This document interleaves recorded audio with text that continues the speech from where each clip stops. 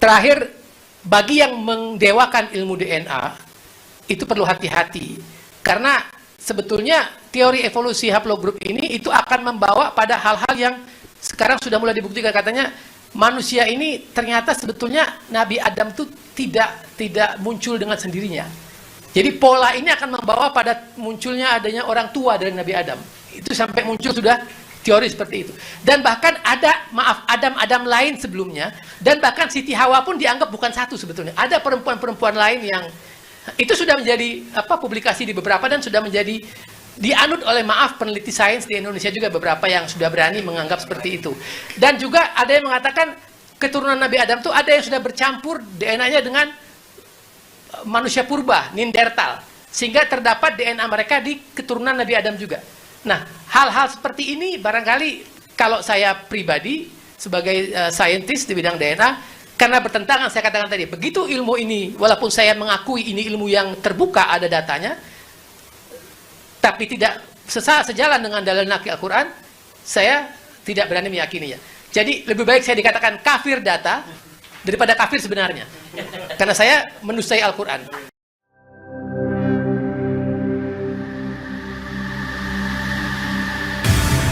Islamic Brotherhood Television.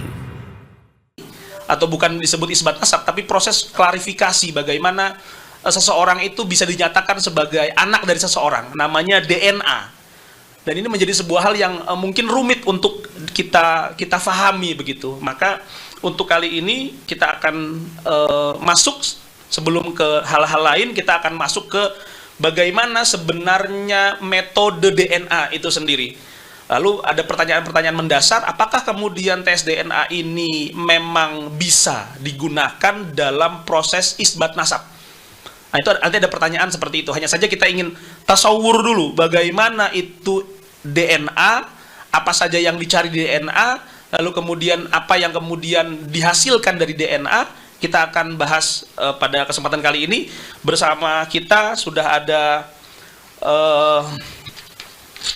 Saudara Dr. Zen Hafi Magister Biomed. Nah, ini dari namanya saja kita sudah paham betul, gelarnya agak panjang. Beliau S3 pastinya, tapi kemudian beliau juga dokter. Dokter beliau itu dokter dalam arti tabib itu di kedokteran di UI. Unsri, ya. Tapi beliau S1-nya dalam bidang kedokteran, maka beliau bergelar dengan dokter. Lalu beliau juga S2 dalam bidang mikrobiomed. Mikrobiomed begitu ya. Biomolekul, baik. S2 beliau di biomolekul di Universitas Indonesia, lalu doktor beliau itu juga di instansi yang sama dalam kajian yang sama. Baik, kita berikan waktu, ini saya batasi kira-kira 20 menit atau mungkin lebih. Baik, siap. Nanti panitia juga sebenarnya mempersilahkan sampai secukupnya begitu. Baik, kita memberikan waktu kepada Dr. Zen Hafi, waktu dan tempat dipersilahkan. Ya, terima kasih moderator. Assalamualaikum warahmatullahi wabarakatuh. Bismillahirrahmanirrahim. Alhamdulillahirabbil alamin. Allahumma shalli ala sayyidina Muhammad wa alihi wasallam. Baik, lebih terdengar sekarang? Ya, terima kasih sekali lagi moderator. Saya minta bicara di sini. Saya bukan bagian dari peneliti, tapi mungkin sebagai pendapat dari ahli mungkin lebih tepatnya ya, memberikan dasar-dasar dulu agar kita paham nanti bagaimana DNA ini ternyata juga bisa dijadikan salah satu tools untuk melacak keturunan. Nah, apakah nanti keturunan itu bisa juga untuk nasab yang memang jauh dan seberapa jauh? Jadi saya kira ini yang cukup ramai juga dibicarakan belakangan ini, dan sudah banyak yang membahas sebetulnya di media-media sosial, di YouTube tentunya. Jadi saya hanya akan memberikan sedikit overview dulu dan sedikit pendapat tentang hal-hal yang ada sekarang. Nanti mungkin tentunya peneliti utamanya yang Saudara Muhammad Asgaf Aventador ini, yang saya kira sudah punya banyak sekali slide untuk disajikan dari hasil studi literatur beliau.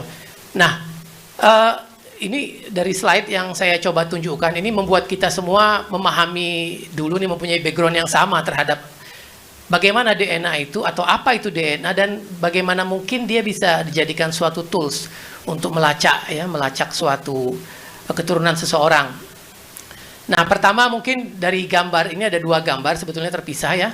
Masing-masing menunjukkan, yang pertama ini adalah sel kita, sel manusia atau sel hewan ataupun makhluk-makhluk tingkat rendah dan tingkat tinggi yang masih memiliki inti sel. Jadi di dalam sel kita itu ada inti sel yang di dalamnya lagi terdapat yang kita sebut DNA sebagai materi genetik. Kalau kita mengatakan genetik artinya sesuatu yang memang akan memberikan sifat yang diturunkan dari satu generasi ke generasi yang lain. Nah, DNA manusia itu yang di dalam inti itu terkemas dalam suatu struktur yang namanya kromosom. Nah, jadi mungkin ini yang mulai terkait dengan pembicaraan nanti, ada namanya Y kromosom atau kromosom Y. Jadi inilah kromosom. Jadi kromosom adalah sebetulnya kumpulan dari benang-benang DNA yang berikatan dengan protein khusus yang namanya histon. Tidak perlu kita bahas terlalu jauh nanti. Tapi artinya dalam kromosom ini terdapat untayan DNA kita yang di dalamnya itu punya nukleotida atau yang kita sebut dengan pasangan-pasangan basa yang mempunyai kode. Jadi kodenya itu ada A, C, G, T dengan kepanjangan yang bisa kita lihat di sini. Nah, ini semua sebetulnya akan menjadi kode-kode yang memberikan ekspresi perwujudan dari manusia yang muncul akibat kode-kode ini. Walaupun tidak semua DNA itu menjadi kode, karena ada juga yang tidak menyandi apapun, tapi sebagian dia seperti ini. Oleh karena itu, misalnya kita melihat orang punya tipikal penampilan tertentu, dari etnik tertentu, itu pasti karena kode-kodenya ini menyandi gambaran yang memunculkan gambaran fenotip atau tampakan seperti itu. Nah, tapi tidak selalu dia menunjukkan ke gambaran fisik, tapi juga bisa ke gambaran internal seseorang, atau bahkan tidak menunjukkan fisik sama sekali, hanya menunjukkan pola-pola yang untuk dibaca saja. Nah, ini yang mungkin nanti menjadi istilah SNP yang kita lihat pada haplotipe atau haplogroup. Nah, ini DNA inti ini yang kita pakai untuk menentukan dengan menggunakan Y kromosom. Nah, satu lagi, kita juga sebagai dalam sel manusia itu ada organel atau struktur namanya mitokondria yang ternyata memiliki DNA sendiri. Jadi DNA mitokondria ini berbeda dengan DNA yang kita punya di inti ini. Kalau yang di inti ini mungkin ini yang paling menunjukkan struktur fisik dan lain-lain. Kalau mitokondria ini DNA-nya umumnya menyandi hal-hal yang terkait dengan metabolisme, misalnya energi dan lain-lain. Jadi kalau ada gangguan di DNA mitokondria ini, larinya langsung ke energi manusia mungkin yang terganggu. Tapi kalau untuk fisikal segala macam itu biasanya di DNA inti yang lebih kepada struktur fisik. Nah, kenapa dibuat dua ini saya tampilkan? Karena dengan kuasa Allah Subhanahu wa taala, keduanya ini punya peran. Punya peran yang bisa dipakai untuk melacak jejak genetik seseorang yang eksklusif. Kenapa eksklusif? Karena kalau dari kromosom yang Y pada DNA inti ini itu bisa dijadikan untuk melacak keturunan dari jalur laki-laki saja. Kalau DNA mitokondria bisa digunakan untuk melacak dari jalur ibu saja. Artinya kita diberikan Allah dua tools, dua kemampuan buat melacak keturunan baik dari jalur ibu secara eksklusif maupun dari jalur ayah secara eksklusif. Nah, saya tampilkan sedikit di sini sekedar untuk menunjukkan bagaimana sih kromosom yang kita sebut sebagai autosom itu yang dalam inti ini ya, autosom. Kita punya 46 kromosom ya. 46, 23 pasang sebetulnya. Nah, kalau kita lihat mereka berpasangan. Nah, setiap kita janin yang baru atau pembuahan, setiap pembuahan, kita mendapat satu pasang dari ayah, satu pasang dari ibu. Jadi yang tampak dua sepasang ini masing-masing dibawa dari bapak dan ibu. Walaupun nanti tidak serta-merta dia hanya satu-satu seperti ini, kadang-kadang dia bertukar informasi. Jadi misalnya dari bapak yang kiri, dari ibu yang kanan, tapi ternyata ada juga dia saling bertukaran antara yang sepasang ini. Sehingga timbul pola yang mozaik. Oleh karena itu, jalur ini sangat sulit dipakai kalau untuk melacak DNA yang jauh keturunan, karena bercampur terus. Jadi kalau untuk 1, 2, 3 generasi masih mungkin, tapi makin jauh dia makin terdelusi, makin hilang. Karena setiap ada pembuahan, terjadi percampuran dari bapak. Jadi mungkin pertama dia dapat 50-50, keturunan kedua tinggal 25-25. Makin ke bawah makin berkurang. Nah, oleh karena itu, ini yang menyebabkan tidak mungkin digunakan DNA autosom ini kalau untuk melacak nasab yang jauh. Tapi kalau yang dekat masih bisa untuk konfirmasi anak ke ayah atau ke kakek, bahkan masih memungkinkan. Walaupun sekali lagi dengan ini merupakan tool yang kita pakai di sini. Nah, kalau perwujudan fisik mungkin ini juga yang akan dapat dari sini. Jadi kalau misalnya kita mengatakan seseorang itu dari DNA-nya sekian persen mengandung DNA Timur Tengah atau Arab, tapi kok mukanya maaf munculnya etnis Tionghoa misalnya. Nah, itu secara saintifik juga tidak mungkin kalau dia memang dari sisi autosom, karena autosom inilah yang membawa sifat kita. Jadi penampilan rambut, penampilan kulit dan lain-lain itu dari sini. Jadi artinya kalau dia muncul dengan genetik, artinya misalnya persentase DNA untuk kelompok yang di Timur Tengahnya adalah 25%, ya mungkin tampak dari penampilannya. Tidak mungkin seorang yang mukanya sangat misalnya etnis yang Arab sekali tiba-tiba cuma 3%. Malah yang 25 dari etnis Tionghoa itu tidak mungkin. Jadi kita yakin di situ ada kekeliruan dalam database yang dicocokkan di situ, atau ada masalah di pemeriksaannya sendiri. Nah, saya tidak akan bahas autosom karena itu sudah polemik yang dari awal yang muncul dulu. Mungkin beberapa artis yang muncul dengan persentase yang aneh-aneh. Nah, sekarang kita fokusnya ke sini. Ada seks kromosom atau kromosom yang khusus untuk menentukan jenis kelamin. Beda dengan autosom tadi. Nah, pada yang laki-laki kita semua sudah tahu, kita ini membawa sepasang, ada X dari ibu, ada Y atau Y dari ayah. Jadi Y pasti dari ayah karena ibu nggak punya Y. Jadi kalau kita dapat Y selalu dari ayah. Nah, oleh karena itu Y ini akan terus diwariskan dari ayah laki-laki ke anak laki-laki, dan itu seterusnya. Tidak pernah bercampur dengan X. Kalau autosom tadi kan kita tahu karena sepasang dia bisa bercampur karena dia sama sifatnya. Tapi kalau yang ini nggak mungkin karena Y dan X ini berbeda struktur, berbeda sifat. Walaupun ada bagian dari Y sedikit yang namanya par, saya kira nggak perlu bahas jauh-jauh juga, yang bercampur dengan X, tapi itu tidak kita ukur yang dalam pengukuran haplotip dan lain-lain. Jadi dia ada daerah par sedikit, tapi umumnya yang kita jadikan patokan kita untuk gen dan untuk pemeriksaan nanti haplotipe dan lain-lain itu tidak bertukar dengan X, sehingga selalu dia eksklusif turun-temurun ke bawah dari ayah ke anak laki-laki. Nah, ini mungkin sedikit untuk menggambarkan perbedaan tadi antara yang mitokondrial DNA dan Y-DNA. Kalau Y-DNA itu selalu dari jalur ayah, sedangkan mitokondrial DNA selalu dari jalur ibu. Artinya apapun perubahan misalnya di nenek ini, dia ada perubahan. Misalnya DNA-nya kalau kita anggap kodenya gampang, misalnya A, G, C, T, ada 4, kita hitung seperti itu. Lalu dari anaknya ini ada perubahan, ada mutasi, ada perubahan DNA jadi A, G, C, C misalnya. Nah, yang C perubahannya itu akan terus terbawa ke bawah. Nanti misalnya di bawah muncul lagi yang lain, mutasi baru lagi. Nah, itu lama-lama membentuk suatu gambaran marker tersendiri, baik yang di mitokondria maupun yang di kromosom.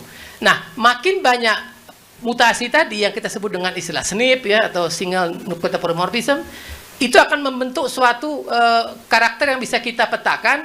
Nah, inilah yang disebut sebagai haplotipe atau haplotype. Jadi perubahan-perubahan SNP yang terangkai jadi satu yang diturunkan terus-menerus, itu yang disebut sebagai haplotipe. Nah, itu pada satu orang. Kalau beberapa orang memiliki pola yang sama atau gambaran marker yang sama, namanya haplogroup. Nah, jadi haplogroup yang kita sebut haplogroup Y itu karena sekelompok orang sudah membawa haplotipe yang sama tadi. Akibat apa? Akibat perubahan DNA atau mutasi DNA yang diwariskan terus-menerus. Nah, mungkin yang perlu kita pahami, apabila terjadi mutasi di jalur ini, misalnya kakek yang kelima ini, maka mutasi itu akan terus dibawa oleh anak yang di bawahnya. Nanti mungkin di generasi yang ketiga ini muncul mutasi baru lagi. Berarti generasi keempat akan membawa 2 mutasi. Satu dari kakek pertama, satu kakek kedua. Nanti misalnya keturunan keempat membawa satu lagi. Nah, itu membentuk mungkin ada 5 mutasi pola. Nah, itu sudah menjadi haplotipe biasanya. Nah, jadi itu seperti itu. Makanya akhirnya dikatakan untuk kromosom X ini dia bisa melacak nasab yang cukup jauh karena memang dia tertelusur terus sampai ke atas. Begitu juga mitokondria. Nah, seberapa cepat laju mutasi ini, nah itu theoretical. Artinya ada pembuktian, tapi tetap tidak jadi satu suara. Ada beberapa formula, ada beberapa laju mutasi yang disepakati. Tapi kadang-kadang dalam publikasi itu masih berbeda-beda sedikit, walaupun mungkin perbedaannya nggak signifikan kalau dihitung menggunakan misalnya satu mutasi satu SNP itu dalam 3 generasi muncul biasanya. Nah itu dari pemeriksaan penelitian biasanya. Nah saya kira inilah cukup menggambarkan bagaimana kalau kita bisa meyakini bahwasanya dengan kromosom Y kita bisa melihat nasab jauh. Nah soal akurasi nasab jauh tadi menurut kami dari dunia saintifik sebetulnya bukan dari metode pemeriksaannya lagi atau dari benar tidak pemeriksaannya, karena kita ketahui sekarang ini bukan lagi teknologi yang canggih sekali, sudah banyak sekali lab yang bisa, sudah punya tool-tool yang cukup terstandar. Nah, yang menjadi masalah adalah kalau dia nasab jauh, pengakuan tentang siapa yang diperiksa ini itu jadi masalah. Nah, jadi mungkin intinya DNA ini membutuhkan suatu justifikasi. Nanti saya akan berikan di slide berikutnya. Nah, ini mungkin slide pamungkasnya barangkali, karena saya tidak akan panjang-panjang.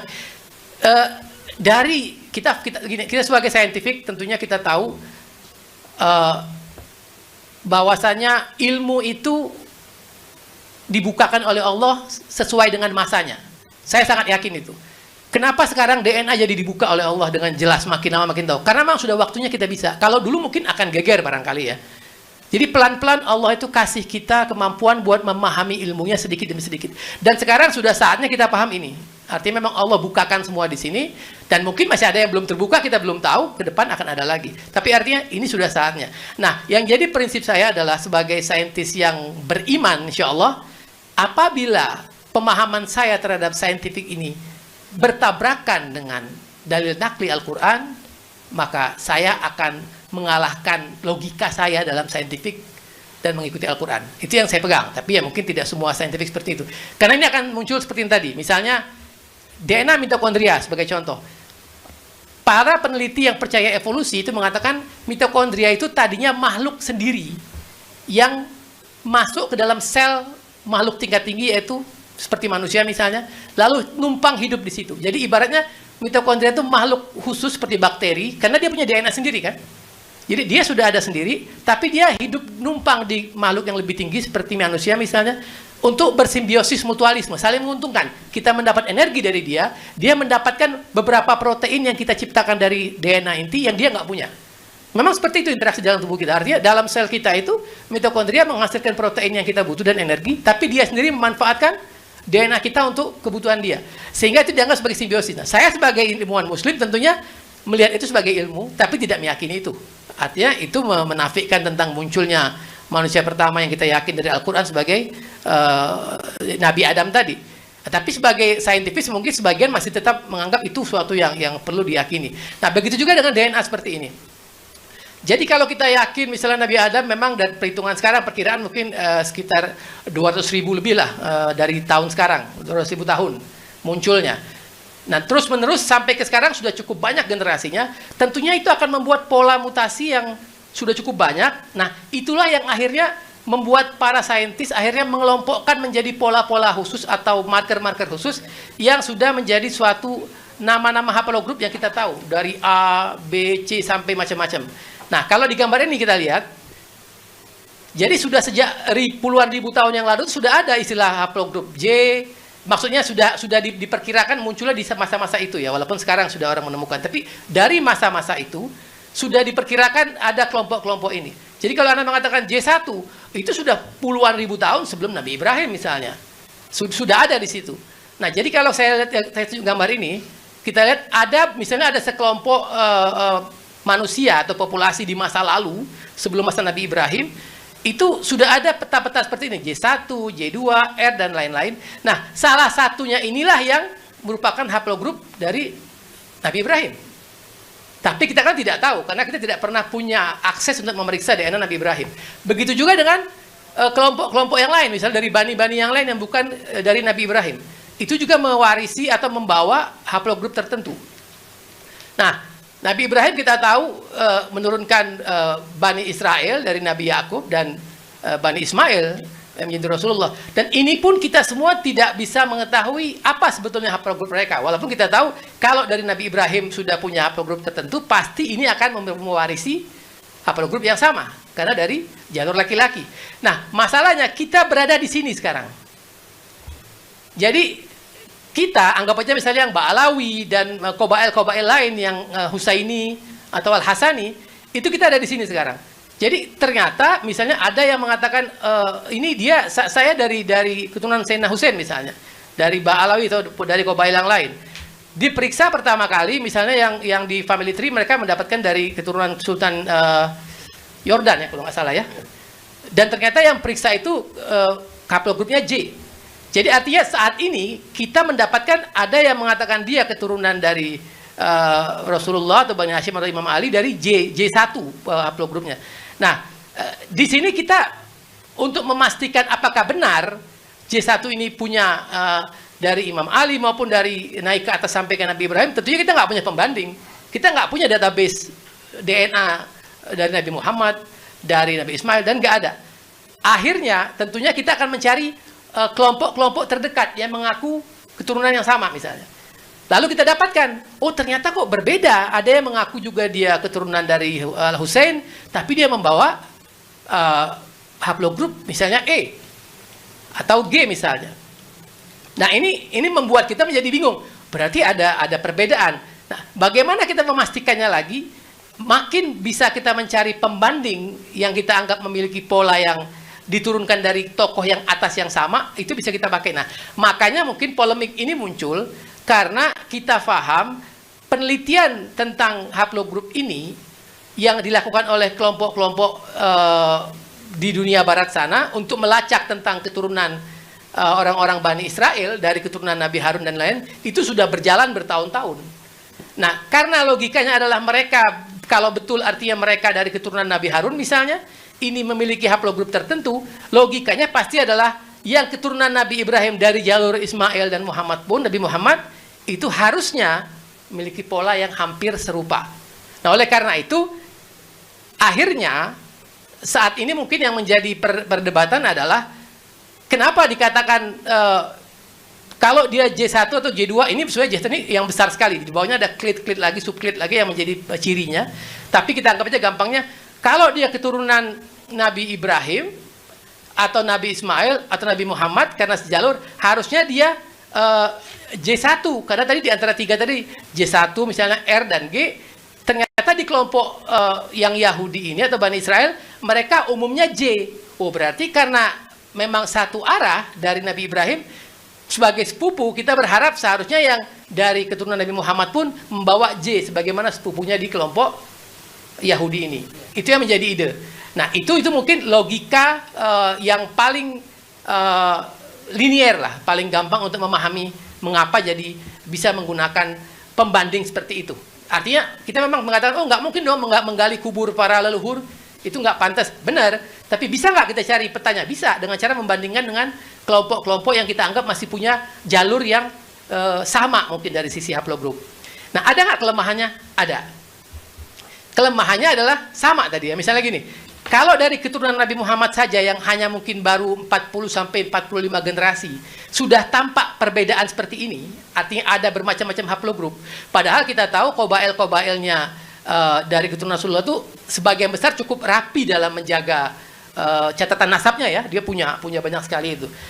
Bagaimana dengan kelompok Yahudi ini yang nyandarnya ke Nabi Harun? Kan mereka mengaku Kohani misalnya, itu kelompok keturunan Nabi dari Nabi Harun ya, para pendeta. Mereka jauh lebih panjang lagi perjalanan nasab dibanding yang dari Rasulullah ke keturunan sekarang. Nah, sedangkan mereka ini dari hasil penelitian, nah saya langsung bawa ke penelitian, mungkin Hafidz Tandor akan bahas lebih jauh. Nah, penelitian selama ini yang dilakukan untuk membuktikan apa sebetulnya pola haplogrup dari kelompok Kohen atau keturunan Nabi Harun ini, mereka mengambil kelompok-kelompok yang memang dikatakan secara eksklusif menjaga keturunan, tapi tidak seperti kita yang mempunyai misalnya pencatatan nasab sampai ke Harun misalnya, itu tidak ada biasanya. Karena nanti kita lihat dalam paper dikatakan bagaimana dia menjustifikasi ini keturunan Harun dari kata-kata bin sampai 3 kali misalnya. dia siapa, ayahnya siapa, kakeknya siapa, atau kalau bisa lebih-lebih. Nah, dari situ self claim seperti itu akan dikelompokkan dalam kelompok yang Kohanim misalnya, keturunan ini. Jadi kalau itu justifikasi. Sedangkan kalau kita di sini kelompok ini nggak bisa begitu barangkali, karena kita sudah tahu ini harus terlacak sampai ke dalam buku nasab yang sampai tinggi. Jadi logikanya kalau di sini kita sudah mengalami hal yang seperti ini, bagaimana kita menjustifikasi kalau di kelompok yang Nabi Harun ini bahwasanya self claimnya benar kalau kami keturunan Harun dengan jarak yang jauh lebih panjang dan tanpa pendamping catatan nasab yang rapi seperti yang kita punya di kelompok Al-Husaini. Nah, jadi barangkali ini kuncinya. Kita tidak menafikan bahwasanya penelitian haplogrup ini penting dan bisa melacak nasab. Yang kita khawatirkan adalah apakah sampelnya representatif, memang mewakili betul-betul itulah kelompok keturunan Nabi Harun. Karena kita tahu Yahudi ini udah berapa kali mengalami pengusiran, pemusnahan juga, bahkan walaupun nggak semua, ada yang berapa kali zaman Nebukadnezar, zaman Romawi, berapa kali mereka diserang lah ya. Nah, apakah mungkin dari statistik betul, sekarang J1 kita anggap J58 lah kalau di itu yang paling banyak. Jadi penelitian terakhir sampai 2010 itu mengatakan 2009 maaf yang terakhir, sekitar hampir 50% tuh kelompok Yahudi ini di J1 ini, keturunan Nabi Harun, Kohanim. Nah, berarti kalau secara statistik memang yang paling banyak itu yang paling mungkin. Sehingga kita berkata kemungkinan besar keturunan Nabi Harun adalah J1. Dengan demikian, keturunan Nabi Ismail juga seharusnya J1. Nah, kalau kita menganggap persentase tadi sudah mutlak. Tapi disitulah letaknya penelitian. Kenapa dikatakan dia research? Kita diminta untuk terus mencari. Research. Ulangilah pencarian itu. Tidak final. Jadi ada kemungkinan penelitian-penelitian lebih lanjut yang bisa mengambil sampel lebih banyak dan lebih mewakili perwakilan Kohanim yang lebih jelas, Yahudi yang lebih pasti nasabnya, itu mungkin menghasilkan yang sedikit berbeda. Artinya kita tidak mengatakan hasilnya salah, tidak, sampai sejauh ini yang paling kuat memang. Artinya mengatakan J1 lah yang paling banyak di kelompok Kohanim. Nah, mungkin yang menarik adalah dia punya peringkat. Jadi kalau J1 yang paling banyak kedua itu J2. J1 J2 ini berbeda jauh, ribuan tahun. Sampai akhirnya terdapat dua Nabi Ibrahim di sini. Artinya katanya, kalau Anda percaya J1, Nabi Ibrahimnya akan ada di tahun Nabi Ibrahim sekitar tahun 3000-4000 sebelum Masehi. Tapi kalau Anda percaya yang J2 yang benar, Nabi Ibrahimnya beda. Ada lagi di pola Ibrahim yang kedua. Jadi kasarnya di Kohanim sendiri mereka punya marker Ibrahim yang berbeda J1 J2. Nah, apalagi mereka punya banyak haplotip. Mereka ada R, ada E, bahkan ada G juga. Nah, sehingga kita katakan masih ada kemungkinan-kemungkinan yang lain. Nah, sekali lagi, ini seperti main puzzle ya. Selagi belum banyak data yang dikumpulkan, itu seperti akan ada yang kurang-kurang terus. Makin banyak penelitian, makin banyak sampel diperiksa, maka makin lengkaplah puzzle tadi. Nah, jadi kita sekali lagi tidak kafir data. Karena ada yang mengatakan kita kafir data dengan mengatakan DNA itu tidak dipakai. Tidak seperti itu. Kita mengakui DNA bisa dipakai, yang kita perlukan adalah validitas itu perlu terus dipertanyakan untuk melihat apakah hasil penelitian ini valid atau tidak. Nah, barangkali terakhir, ini yang saya tunjukkan dari penelitian Hammer, ini yang jadi rujukan utama lah untuk Cohen tadi, bagaimana dia muncul dengan kekuatan J sebagai DNA utama. Dia mengatakan, genotyping yang lebih luas untuk Kohanim kromosom Y ini, dengan membaca lebih banyak lagi haplogrup yang berbeda, itu akan mampu memberikan keterangan yang lebih lengkap. Artinya si peneliti sendiri menganjurkan, menyarankan atau punya inisiatif, nanti mungkin lebih bagus kita periksa lagi lah haplogrup yang beda-beda ini lebih luas lagi, agar punya kemampuan buat memastikan lagi bagaimana yang paling tepat. Jadi artinya dia membuka celah. Jadi bagaimana kalau celah yang udah ada ini, kalau sampai kita mengatakan ini sudah pasti nggak perlu lagi celah, itu sudah agak aneh ya. Dan di sini juga dikatakan bahwasanya ada tentu dalam suatu postulat ya, semua penelitian itu perlu sampel yang representatif, yang mewakili populasinya. Jadi mungkin kalau mau terbaik adalah untuk Ba'alawi, mungkin kita atau mungkin Bani Husaini, kalau bisa ada penelitian yang mengambil sampel representasi dari tiap-tiap Qabail, dibuat penelitian sendiri untuk Bani Husain, lalu muncul suatu hasil yang bisa melihat apa aja jenis haplogrupnya. Nah, tidak selalu yang atas atau yang lebih tinggi pangkatnya membatalkan di bawah. Artinya sekarang kan kita terkesan terkunci oleh haplogrup yang dibuat oleh Kohanim. Bisa saja hasil kita yang dibawa ini nanti malah bisa membalik ke mereka. Artinya misalnya kalau dianggap sekarang ada mungkin di Indonesia ada J1 misalnya, ya, J1 itu barangkali suatu saat nanti kita bisa lihat apakah mungkin misalnya Al Husain itu dengan J1-nya, kalau kita lihat ternyata trackingnya agak berbeda dari yang ada di atas. Jadi sekali lagi saya kira ya tadi tugas saya sebagai memberi opini dari sisi ahli, menyebutkan bahwasanya tidak ada yang mustahil, dan mungkin terakhir bagi yang mengdewakan ilmu DNA itu perlu hati-hati, karena sebetulnya teori evolusi haplogroup ini itu akan membawa pada hal-hal yang sekarang sudah mulai dibuktikan. Katanya manusia ini ternyata sebetulnya Nabi Adam itu tidak muncul dengan sendirinya. Jadi pola ini akan membawa pada munculnya adanya orang tua dari Nabi Adam. Itu sampai muncul sudah teori seperti itu. Dan bahkan ada, Adam lain sebelumnya, dan bahkan Siti Hawa pun dianggap bukan satu sebetulnya. Ada perempuan-perempuan lain yang itu sudah menjadi publikasi di beberapa, dan sudah menjadi dianut oleh peneliti sains di Indonesia juga beberapa yang sudah berani menganggap seperti itu. Dan juga ada yang mengatakan keturunan Nabi Adam itu ada yang sudah bercampur DNA-nya dengan manusia purba, Neanderthal, sehingga terdapat DNA mereka di keturunan Nabi Adam juga.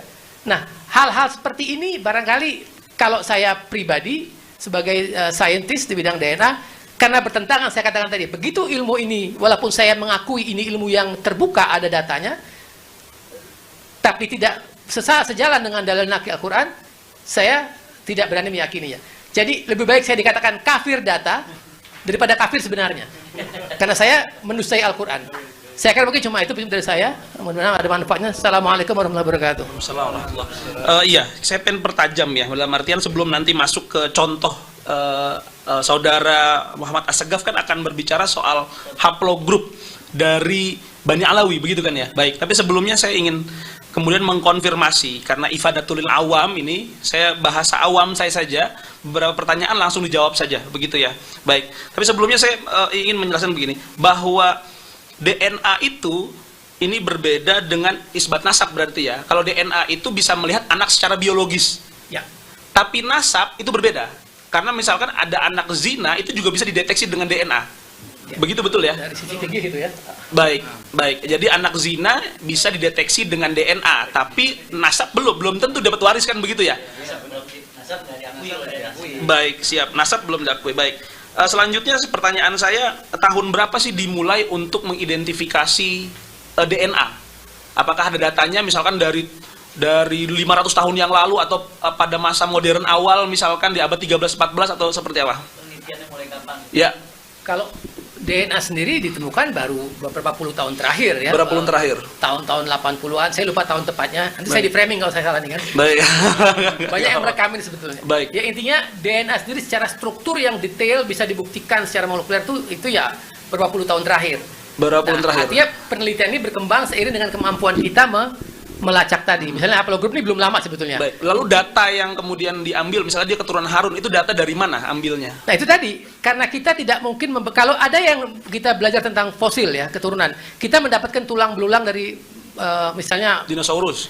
terlalu jauh barangkali, karena ini manusia. Baik. Misalnya ada manusia purba di Indonesia misalnya, kita pengen tahu apakah dia termasuk manusia yang golongan dari Homo sapiens sekarang, nah, kita bisa ambil dari tulangnya. Baik. Itu bisa. Seberapa juta tahun yang lalu misalnya, kalau masih baik kondisinya itu masih bisa. Tapi kalau sudah rusak mungkin akan sulit. Kalau manusia bagaimana? Kan Nabi Harun itu bagaimana? Data Nabi Nah Harun. tadi, karena kita tidak mungkin menemukan fosilnya, maaf nih, dari Nabi Harun tentunya.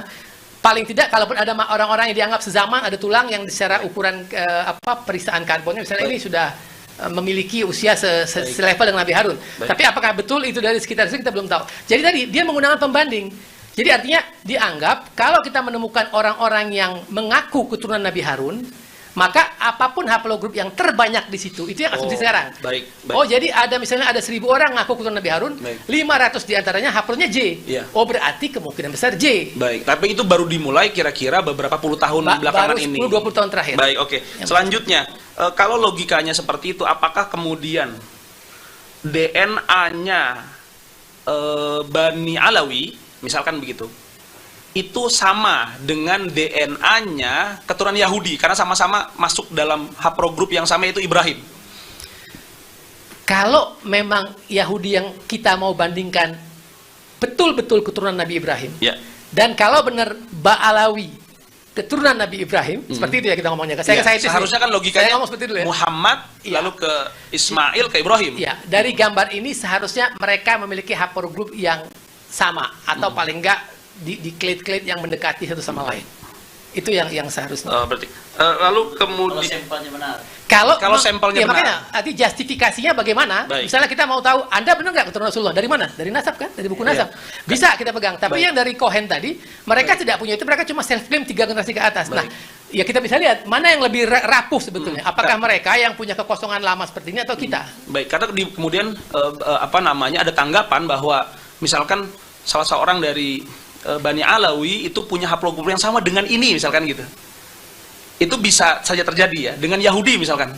Itu bisa saja terjadi begitu ya. Bisa terjadi, bahkan sesama keturunan Husain pun bisa ada Baik, perbedaan. kan? hanya saja kemudian yang kemudian dipertanyakan betul nggak data atasnya. Ya, artinya Oh. apakah kita mau berpatokan Yahudi ini pasti benar sehingga Baik. kita mengatakan kalau beda dengan mereka kita salah. Baik. Atau Berarti kita ini- mengatakan mereka mungkin saja ada celah lain karena 50% yang benar, 50% lagi masih ada membuka kemungkinan. Baik. Haplogroup. Lalu ini seperti metode Yai Imaduddin juga sebenarnya, musyajar sama mabsud Betul, begitu ya. betul. Nah, kalau yang atasnya bagaimana, yang bawahnya bagaimana?